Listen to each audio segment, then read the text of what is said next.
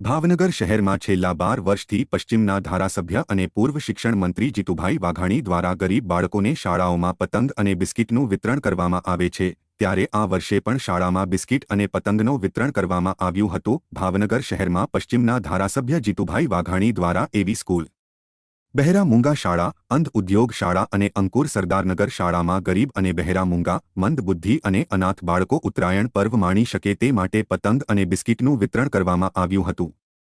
આ પ્રસંગે ભાજપના વિવિધ આગેવાનો અને શાળાના સંચાલકો, શિક્ષકો સહિત ઉપસ્થિત રહ્યા હતા।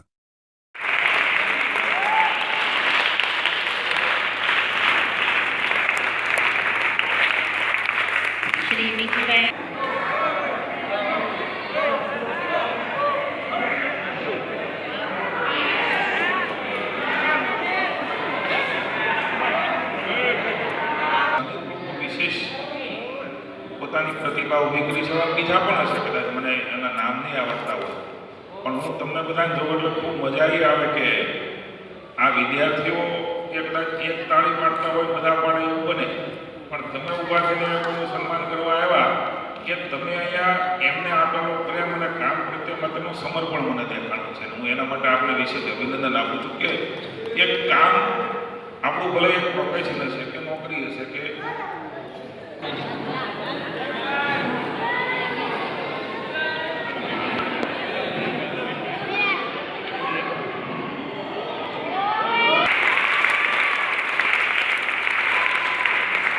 જયપાલભાઈને વિનંતી કરું કે તેઓ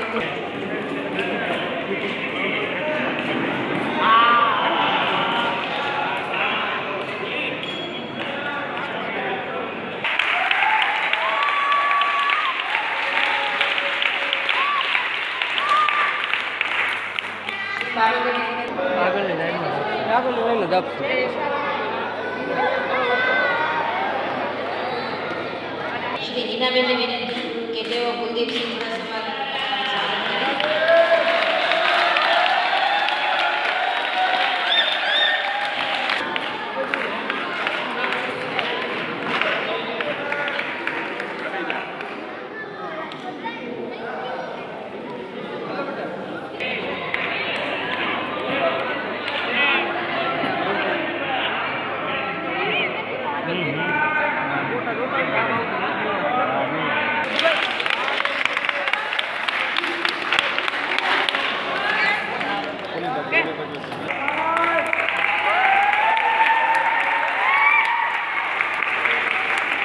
લગભગ 1.25 લાખ જેટલા પતંગ બિસ્કિટ એ સરકારી સ્કૂલમાં ભણતા મારા બાળકો છેલ્લા સતત 12 વર્ષથી પશ્ચિમ વિસ્તારમાં આપી રહ્યા છીએ।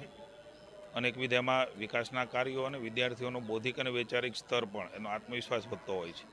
આજે અલગ અલગ સંસ્થાઓમાં અમારી પરંપરા મુજબ પતંગો, દોરી, બિસ્કિટ, ચીકી વગેરે આપવા માટે જે પૂર્વ વિસ્તારમાં જેના મા બાપ નથી એવા બાળકો જે શિક્ષણ સમિતિની સ્કૂલમાં ભણે છે। અલગ અલગ ભાવનગરની સંસ્થાઓ જેમાં શ્રેષ્ઠીઓ અને ટ્રસ્ટીઓ ખૂબ સેવા કરે છે। અંકુર દિવ્યાંગ શાળા જેમાં મંદબુદ્ધિના બાળકો એ ભણી રહ્યા છે, એ દિવ્યાંગ બહેરા મૂંગાની શાળા અંધજન નામથી છે, પણ નરેન્દ્રભાઈ જે નામ દિવ્યાંગ આપ્યું છે એવી દિવ્યાંગ કૃષ્ણકુમારસિંહજી અંધ ઉદ્યોગ શાળા, તાપીબાઈ વિકાસ ગૃહ, અનાથાશ્રમ, આ બધા દીકરા દીકરીઓને અલગ અલગ સંસ્થાઓમાં પતંગ, ફિરકી, બિસ્કિટ એનું પ્રેમ અને સ્નેહનું વિતરણ, એમાં એક અનોખો પર્વ, દીકરાઓને બાળકોને સૌથી વધારે પતંગનો પર્વ ગમતો હોય છે। આપણે પણ નાના હતા, આપણને ખબર છે। ભારતીય જનતા પાર્ટીનો વિચાર આદરણીય નરેન્દ્રભાઈનું નેતૃત્વ, ભૂપેન્દ્રભાઈનું નેતૃત્વ, અમારા જે સંસ્કારો છે પરિવારના, એ પ્રમાણે સમાજમાં સૌ સાથે મળીને આવી સંસ્થાઓ હોય કે આવા બાળકો હોય એમને આગળ લાવવા માટે સહિયારો પુરુષાર્થ કરીશું અને સારા તહેવારો અને સારા આપણા જે પ્રસંગો છે એ સાથે ખુશી વહેંચીએ તો એનો એક અનેરો આનંદ હોય છે।